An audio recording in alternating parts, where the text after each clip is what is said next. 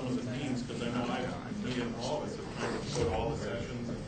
I've gone to all the ones that I could go to, except for those who were concurrent. So the thing is, I think the way the sessions laid themselves out, most of my concerns anyway, personally, were addressed today.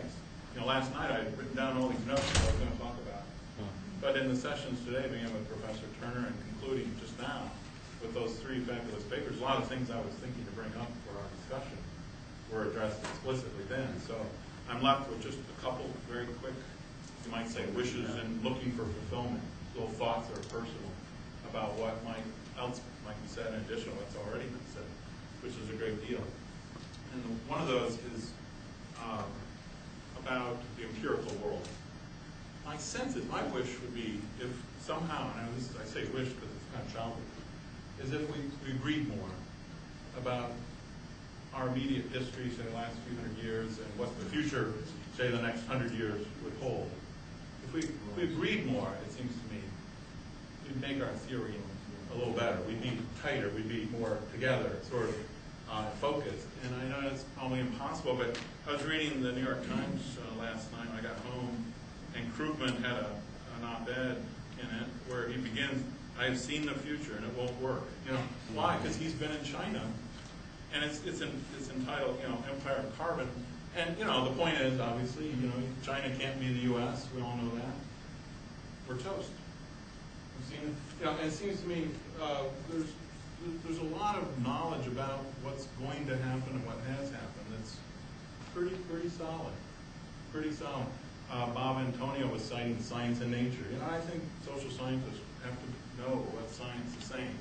And I think it would be desirable if social theorists were to focus a lot on painting good empirical pictures of the past and the future, being as empirically exact as we can be, and that's not antithetical at all, the theory in any way. So that's one thought that came to mind. I think we'd be more disciplined, more urgent. There'd be more a sense of being a crisis theorist, which isn't really new, because it seems to me all of sociology has always been that. Marx and Weber, everyone's been they're crisis theorists, and with a sense of liberation. I think it's just kind of returning to, or like the Frankfurt School, they all had a kind of, at least the inner group, right, a pretty similar sense of what was wrong, so that they shared that empirical understanding, and that allowed them to be very focused crisis theorists. And it's a desirable thing. I'm not a part of a group like that. It would be good to be so. The second point is regarding theory. It's an obvious thing. One thing I've heard throughout this conference in a lot of different ways, not 1,000 different ways, but maybe 12, is that theory is very, very important, both in a positive sense that it gives us, like, a sociological imagination is needed. We keep reaffirming that we need theory in order to make sense of our oppression or take advantage of our opportunities for human liberation. And in the negative sense, more kind of along the lines of Adorno's notion that the absence of theory is a material force that can't be underestimated, and maybe even more important than the presence of good theory as a practical, the absence in others and ourselves at times, perhaps, needs to always be attended to, and therefore cause us to be very self-reflective about what theory is doing for us or not doing for us. And of course, you put those two things together, you get that kind of talk like Professor Turner gave this morning, where you're very focused on crisis, moments of decision, analyzing, the axial moments of decision, so that we can be like those people now and do it better and deal with our own crises in a superior fashion. So, like I said, most of the things I was concerned about at 11 o'clock last night were addressed all throughout this day. So I'll leave it at that and turn over to Alan. I'm not sure how much I have to add to that, actually. Throughout the conference, I've been listening and looking for patterns of consensus and disagreement, trying to map the field, actually with the thought in part of how we might wrap this up. And I don't think we have absolute agreement on anything. As a matter of fact, I'm pretty sure we don't. But it seemed to me that one of the strongest areas of agreement was in the way in which we vision the possible threats of the future. That is, we seem to see the future through a lens of present problems that are palpable, and that makes this understandable. In literary criticism, it's a commonplace that the formula for one kind of dystopic science fiction is to take immediate problems and magnify them in a way that make them horrific. So if you walk down the street and see trash in the gutter, you imagine a Blade Runner world. If you live in an overcrowded cityscape, you imagine overcrowding like the Brazil movie or something like that.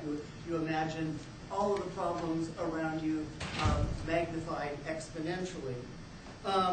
And I think that that's not an unuseful exercise. I think what else would the future be except for some variation on the present? That's where I think we have a rough kind of consensus about the kind of threats that we face or may face in the future. Maybe a little less consensus about the solutions to these problems. It seems to me that insofar as the problems might cluster around environmental degradation and the collapse of neoliberal economies, then we have a kind of consensus that some kind of program of conservation and some kind of redistributive justice should be our solutions to these present problems. Here also, of course, there's disagreement, but a fair amount of agreement. The final step in this process, though, is the practical implementation of these theoretical solutions. And here, I think, I sense the most variation, the most disagreement. Some of the disagreement around practical implications revives some, I think, fairly old, but nonetheless still vital kinds of conflicts. One of these conflicts is between those who see a change in institutions and material circumstances as the prerequisite to productive dialogue, and those who see productive dialogue as the means to change material circumstances and institutions. Seems to me that there is some disagreement, some interesting and I think basically healthy disagreement about how these two things fit together. One of the big questions is, what can political dialogue produce given the constraints of contemporary institutions, given the kinds of constraints that the contemporary world imposes upon us? And we've approached this question, I think, from several different angles. We've talked about the way in which we need to start over in some way, to re-envision a kind of material world in order to even begin to think of how the values that follow might be different. Within this discussion, though, and of course I'm being extremely reductive and schematic here, but within this discussion it's been interesting to me to see how I think the majority of people who presented at the conference see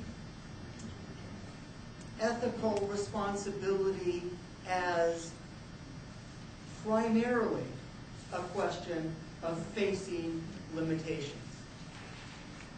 And that fascinates me. If our ethical responsibilities have to do with owning up to our limitations, seeing the limits to our aspirations, accepting a kind of